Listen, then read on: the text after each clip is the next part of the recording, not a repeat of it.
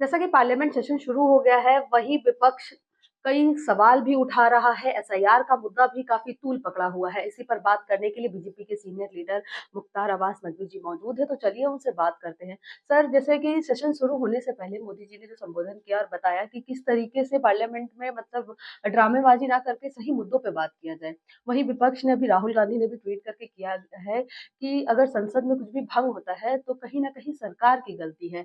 और ड्रामेबाजी की बात कर रहे हैं, विपक्ष को बोलने का मौका नहीं दिया जाता है। इस पे क्या कहना चाहोगे सर? देखिए, पार्लियामेंट को चलाना सरकार के साथ-साथ विपक्ष की सामूहिक ज़िम्मेदारी है और संसद में जो है वो डिबेट होना चाहिए, डिस्कशन होना चाहिए और जो डिसीज़न होता है उसमें विपक्ष और पक्ष दोनों का इक्वल पार्टिसिपेशन होना चाहिए। समान तौर से सभी की जो है वो हिस्सेदारी, भागीदारी होनी चाहिए। लेकिन अनफॉर्च्यूनेटली जो हार के हैंगओवर में अभी भी विपक्ष फँसा हुआ है, वो हुड़दंगी तमाशे के ज़रिए जो है, वो संसद की कार्रवाई को हाईजैक करने की कोशिश करता है और संसद के सत्र को वॉश आउट करने की जो इनकी सनक है, वो जनता उनको जो है वो सड़क पर जो है बुरी तरह से वॉश आउट कर रही है। सर, विपक्ष कह रही है कि उन्हें बोलने का मौका ही नहीं दिया जाता है। अरे भई, आप सदन तो चलने दीजिए, तब भी बोलने की बात होगी।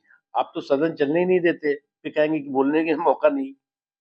सर, वहीं मल्लिकार्जुन खड़गे ने कहा है कि तमाम जो इससे पहले भी मणिपुर का जो कई सारे मुद्दे उठाए थे, पिछली बार इस पे कोई जवाब नहीं मिला और वो इस बार एसआईआर और जो बीएलओ की जो मौत हुई है, इस पे भी तमाम कई सवाल देखिए, अगर खड़े कर रहे हैं। पार्लियामेंट में हाउस चलेगा सुचारू रूप से, तो चेयरमैन राज्यसभा में, स्पीकर साहब लोकसभा में, जो भी मुद्दे होंगे और जो भी नियम के अनुसार होगा, उसकी वो अनुमति देंगे। उसमें सत्ता पक्ष हो या विपक्ष हो, उसमें पार्टिसिपेट करेगा।